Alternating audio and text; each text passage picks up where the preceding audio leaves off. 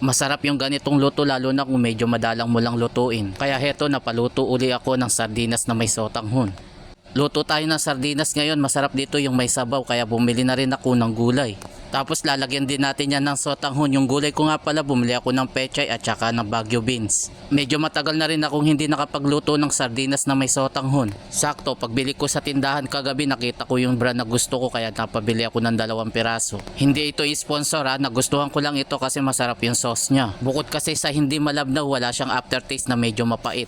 Kaya ito lagi yung ginagamit ko kapag gusto ko magluto ng sardinas. Bukod nga pala sa bawang at sibuyas, nahiwa ko na itong Baguio beans at itong pechay. Isang maliit na plastic na sotanghon nga pala ilalagay natin. Medyo tipid tayo ngayon, kahit sardinas yung ulam natin ngayon, abay masarap ito. Lalo na ngayon medyo nag-uulan, ang sarap kayang mag-ulam ng ganito. Marami kang pwedeng gawin luto sa sardinas. Kung ayaw mo ng may sabaw, pwede mo lang igisa sa papaya at sayote. O kaya naman gawin mong tortang sardinas. Minsan nga kapag tinatamad ako, yung ginagawa ko na lang, nilalagyan ko na lang ng toyo at kalamansi.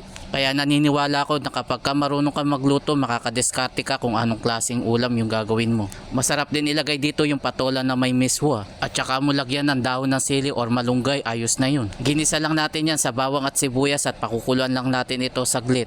Dahan-dahan lang yung paghalo natin para hindi madurog yung isda. Pag okay na, lagyan natin ng tubig. Ginamit pa rin natin yung pinaglagyan ng sardinas. Meron pa kasing naiwang sauce doon, sayang naman kasi, at saka natin dinagdagan ng tubig na lang. Timplahan na rin natin ito ng paminta at ilagay na rin natin itong Baguio beans. Pakukuluan na lang naman natin ito kapag kaluto na yung Baguio beans at saka naman natin ilalagay naman yung sotanghon. Haluin muna natin ito saglit at saka natin ito takpan. Balikan na lang natin ito kapag okay na.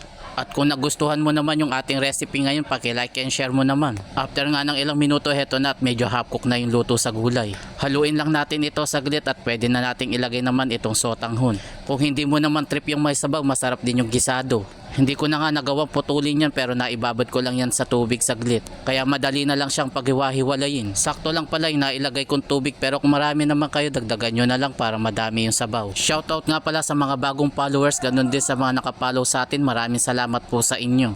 At kung bago ka lang sa aking page, welcome nga pala sa iyo. Paki-follow mo na lang ako para updated ka sa mga susunod. Lutuin lang natin ito saglit, maya-maya lagay naman natin yung gulay.